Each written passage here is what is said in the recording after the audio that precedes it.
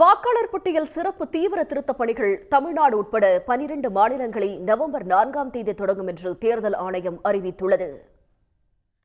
நாடு முழுவதும் சிறப்பு தீவிர திருத்தம் மேற்கொள்ளப்படும் என கடந்த ஜூன் 24ஆம் தேதி தேர்தல் ஆணையம் அறிவித்த பின்பு அடுத்த மாதம் சட்டமன்ற தேர்தல் நடைபெறவுள்ள பீகாரில் முதல் கட்டமாக நடைபெற்றது. இதையடுத்து வெளியிடப்பட்ட வரைவு வாக்காளர் பட்டியலில் சுமார் 65 லட்சம் வாக்காளர்கள் நீக்கப்பட்டதாக சர்ச்சை எழுந்தது. இதையடுத்து உரிய ஆவணங்களுடன் மீண்டும் விண்ணப்பிக்கவும் புதிய வாக்காளர்களை சேர்க்கவும் வாய்ப்பு வழங்கப்பட்டது.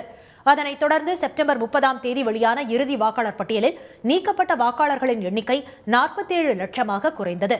இதனிடையே டெல்லியில் செய்தியாளர்களை சந்தித்த தலைமை தேர்தல் ஆணையர் ஞானேஷ்குமார் பீகாரில் சிறப்பு தீவிர திருத்தம் வெற்றிகரமாக மேற்கொள்ளப்பட்டதாகவும் அடுத்த கட்டமாக தமிழ்நாடு, புதுச்சேரி, கேரளா, அந்தமான், லட்சத்தீவு, கோவா, குஜராத், சத்தீஸ்கர், மேற்கு வங்கம், ராஜஸ்தான், உத்தரப்பிரதேசம், மத்திய பிரதேசம் ஆகிய 12 மாநிலங்கள் மற்றும் யூனியன் பிரதேசங்களில் சிறப்பு தீவிர திருத்தம் நடைபெறவுள்ளதாக தெரிவித்தார். நவம்பர் 4ஆம் தேதி முதல் டிசம்பர் 4ஆம் தேதி வரை வீடு வீடாக ஆய்வு மேற்கொள்ளப்பட்டு டிசம்பர் 9ஆம் தேதி வரைவு வாக்காளர் பட்டியல் வெளியிடப்படும் என்று தலைமை தேர்தல் ஆணையர் கூறினார்.